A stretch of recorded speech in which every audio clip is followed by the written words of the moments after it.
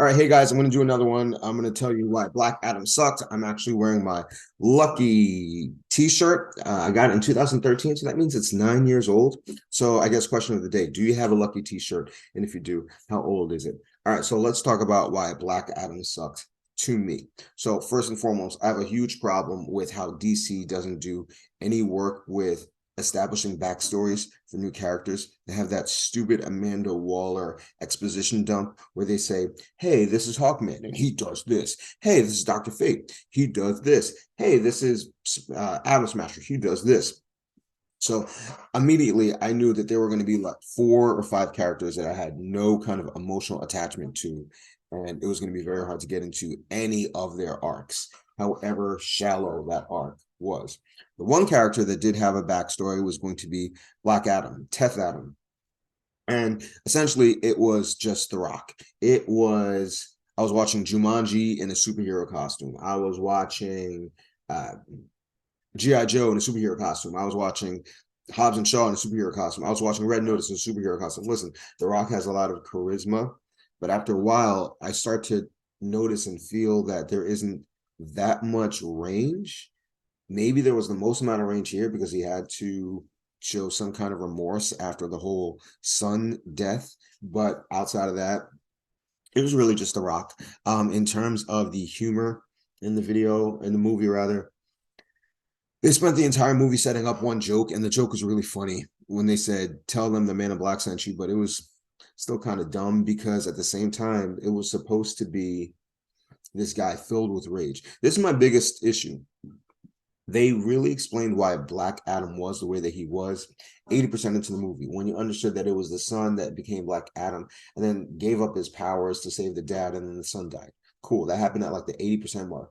And at that point, I was like, oh, well, okay, now I understand why he would be so angry all the time. And now I understand why he was looking at that statue. But it was kind of dumb. If they had actually done that in the beginning, they would have framed everything that Black Adam did from there on out and would have made sense why he was saying, I'm not a hero. I'm not a hero. They could have just worked with more. And then that would have allowed The Rock to be darker. But instead, they allowed The Rock to be kind of like mid angry, mid funny, kind of like fish out of water, learning how to tell jokes, learning about branding. That just did not make sense. That was so stupid. Um, I also don't understand why.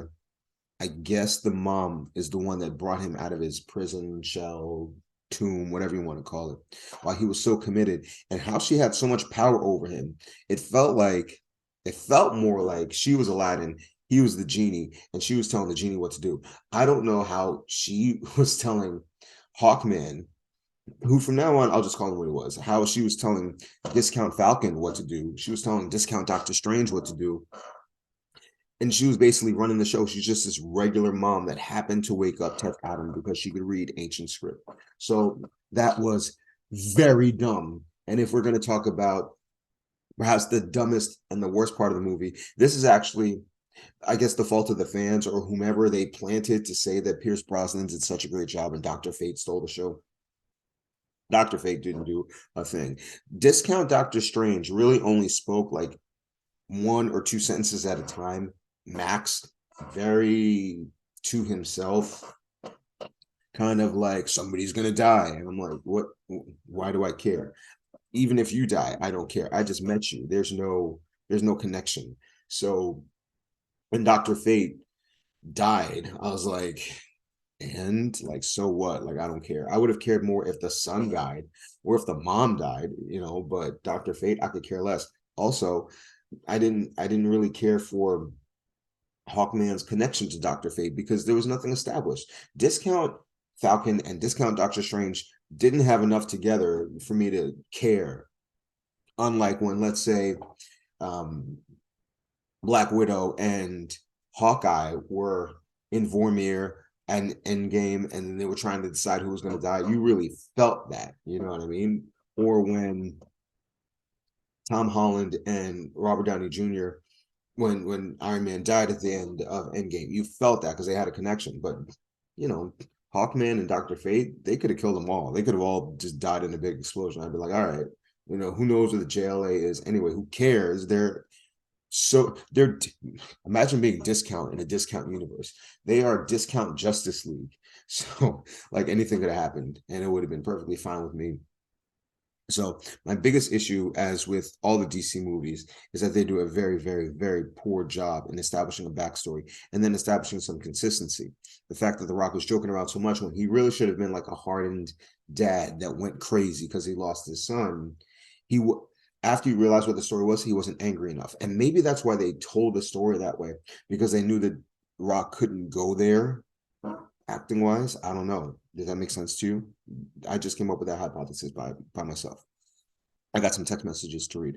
I feel like I've been rambling. I feel like I've been talking too much, but that's about it. So as far as I'm concerned, the best DC movie that has been produced as a superhero movie since, let's say, no, 2010, whenever they started doing this whole thing. Wonder Woman, the first one, is the absolute best. I would say the second one is actually Justice League Snyder cut because of how much time they put into establishing Cyborg. I actually felt for Cyborg as opposed to the the other guy cut. I don't even remember his name. And then third, I guess would have to be Aquaman. I could circle back around and tell you why Aquaman sucked, but I fell asleep for so long in the movie. I don't know if it's even worth it, but that's about it. Maybe I'm horrible at this. Maybe you agree. Let me know in the chat. I'll respond.